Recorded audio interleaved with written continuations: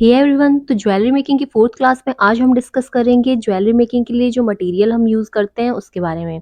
तो सबसे पहले आज हम बीड्स को डिस्कस करेंगे। सबसे पहले जो बीड्स होते हैं वो ये स्मॉल साइज़ के बीड होते हैं, इनको सीड बीड भी बोलते हैं।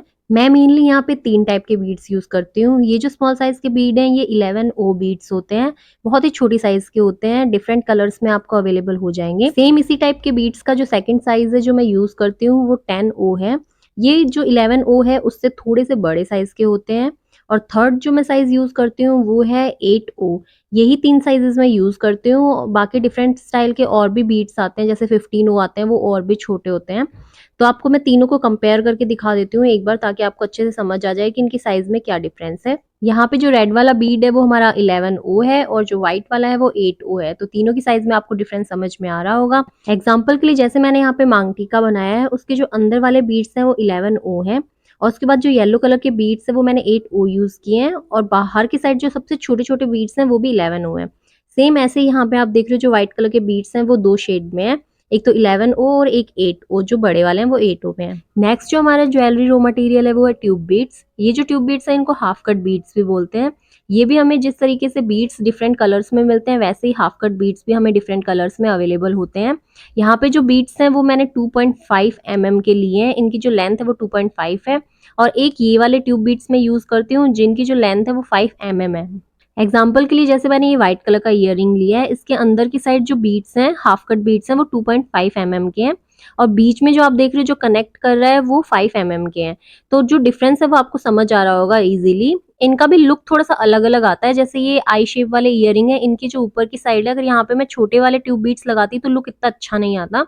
यहाँ पे 5 mm के लगाए हैं इसीलिए इसका लुक थोड़ा डिफरेंट आ रहा है। दोनों साइज के जो हाफ कट बीट हैं वो हमें हर कलर में अवेलेबल हैं। जैसे हमारे बीट्स हैं उनके अकॉर्डिंग ही मैच करके हमें हाफ कट बीट्स का यूज करना है। तो आई होप आपको समझ आ गया हो कि किस टाइप से कहाँ पे हाफ कट बीट्स यूज करना है।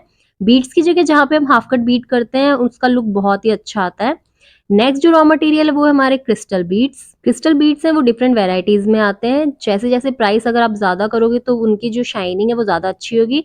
प्लास्टिक में भी ये आते हैं। सेम ऐसे ही जो क्रिस्टल ड्रॉप्स हैं वो भी प्लास्टिक में भी आती हैं और इस टाइप से क्रिस्टल में भी आती हैं।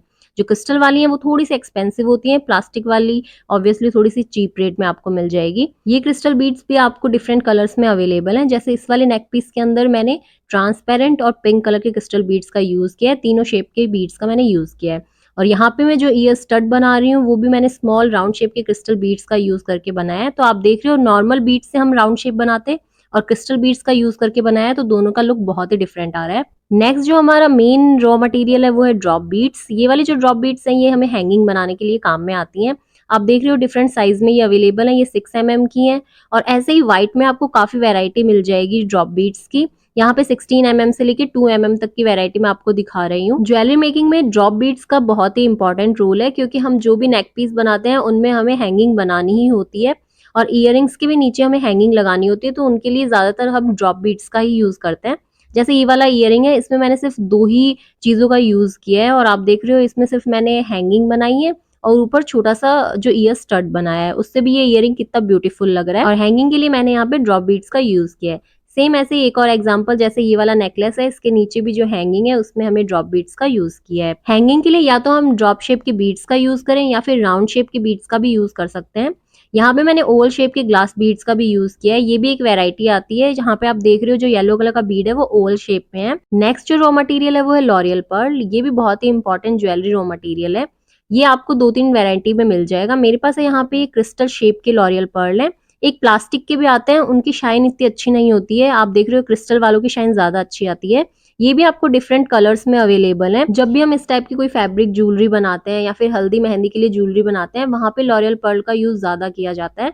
जैसे ये वाली जो फैब्रिक ज्वेलरी मैं बना रही थी, यहाँ पे भी मैंने लॉरियल पर्ल का यूज किया है। नेक्स्ट हमारा रॉ मटेरियल है सीक्वेंस। सीक्वेंस का भी हम जब यूज करते हैं तो उससे हमारी जो ज्वेलरी है उसका लुक एकदम चेंज हो जाता है। हम चाहे तो बीड्स का भी यूज कर सकते हैं, लेकिन ये छोटी छोटी चीजें जब हम यूज करते हैं तो ज्वेलरी है वो बहुत ही सुंदर दिखाई देती है। सीक्वेंस हुए, लॉरियल पर्ल हुए, ये सब आपको डिफरेंट कलर्स में इजीली अवेलेबल होंगे। सीक्वेंस और लॉरियल पर्ल्स भी आप अपनी ज्वेलरी के अकॉर्डिंग डिफरेंट टाइप से लगा सकते हैं। जैसे यहाँ पे एग्जांपल के लिए मैं इस वाले ईयरिंग में इस टाइप से लगा रही हूँ और ऊपर की साइड भी मैंने सीक्वेंस लगाए हैं जो मैं इस शेप में लगा रही हूँ। तो इस ज्वेलरी को आप देख रहे हो सीक्वेंस यूज करने के बाद इतनी सुंदर लग रही है। यहाँ पे अगर मैं सेम बीड्स यूज करती तो इतनी अच्छी नहीं लगती। नेक्स्ट जो हमारा रॉ मटेरियल है वो है हाफ कट बीड्स। ये वाले जो हाफ कट बीड हैं वो डिफरेंट साइज में अवेलेबल होते हैं। आप देख रहे हो यहाँ पे मेरे पास 6 साइज के हाफ कट बीड्स हैं। जैसे half cut Beed round shape में आते हैं वैसे ही ड्रॉप शेप में भी अवेलेबल होते हैं। राउंड शेप के जो हाफ कट बीड है उनका यूज मैं थोड़ा ज्यादा करती हूँ, इसीलिए उनकी वैरायटी मेरे पास ज्यादा है। हाफ कट बीड्स हैं वो भी 2 शेप में आते हैं। जैसे एक ये वाला पैटर्न होता है जिसके अंदर हम थ्रेड से हाफ कट बीड्स को अटैच कर सकते हैं, और एक ये वाला पैटर्न आता है जिसको हमें सीधा ग्लू की हेल्प से अटैच करना है। तो आपको जो भी कंफर्टेबल हो आप वो यूज कर सकते हैं। नेक्स्ट जो रॉ मटेरियल है वो है फ्लैट ओवल शेप बीड्स। ये वाले जो बीड्स हैं वो इस टाइप से फ्लैट आते हैं और ओवल शेप में आते हैं। इनका यूज मैं हैंगिंग और जो नेकलेस का मेन पार्ट है दोनों को बनाने में करती हूँ। आप देख रहे हो जहाँ पे मेन पार्ट है वहां पे मैंने अटैच कर दिया है, और नीचे की साइड हैंगिंग भी मैंने इसी वाले ओवल शेप के बीड्स से बनाई है। नेक्स्ट जो हमारा रॉ मटेरियल है वो है ड्रॉप शेप ग्लास बीड्स। ये इस टाइप के ट्रांसपेरेंट बीड्स होते हैं। इनका यूज भी हम नेकलेस और इयरिंग के अंदर हैंगिंग के लिए करते हैं। नेक्स्ट जो हमारा रॉ मटेरियल है वो है कावरी शेल्स। कावरी शेल्स की भी आपको बहुत सारी डिफरेंट वैरायटी मिल जाएगी। एक ही प्लास्टिक वाले आते हैं, ये थोड़ी चीप रेट में अवेलेबल होते हैं, मल्टी कलर में आते हैं। एक ये व्हाइट वाले होते हैं जो ओरिजिनल होते हैं, ये सिर्फ व्हाइट कलर में ही आते हैं। आपने देखा होगा बहुत सारी ज्वेलरीज में इस टाइप के कावरी शेल्स के फ्लावर लगे होते हैं। तो ये आपको फ्लावर्स बने बनाए भी मिल जाएंगे, और आप चाहो तो खुद भी बना सकते हो। मेन जो कावरी शेल्स है वो हम व्हाइट कलर के ही यूज करते हैं। ये वाले कावरी शेल्स हैं वो थोड़े से अच्छे हैं और ये थोड़े से एक्सपेंसिव मिलते हैं। और ये वाले प्लास्टिक के कावरी शेल्स हैं, इनसे लुक इतना अच्छा नहीं आता, लेकिन अगर आपको चीप ज्वेलरी बनानी है तो आप यूज कर सकते हो। मल्टी कलर के लिए आप ये वाले कावरी शेल्स का यूज कर सकते हो। जो हमने ट्रांसपेरेंट बीड यूज किया था उसका मैं एक एग्जांपल दे देती हूँ। जैसे इस वाले इयरिंग में नीचे मैंने पिंक कलर के ट्रांसपेरेंट बीड्स का यूज किया है और ऊपर लॉरियल पर, और यहाँ पे हमने व्हाइट कलर के कावरी शेल्स का यूज किया है। तो मैंने जो ओरिजिनल वाले कावरी शेल थे वही यूज किए हैं। तो आज की क्लास में बस इतना ही। नेक्स्ट क्लास में मैं आपको एक्सप्लेन करूंगी कि बीट्स और सीक्वेंस को किस टाइप से अटैच किया जाता है। आई होप आपको मेरी वीडियो यूजफुल लगी हो। अगर फिर भी आपका कोई डाउट है तो जरूर कमेंट करना। Bye bye.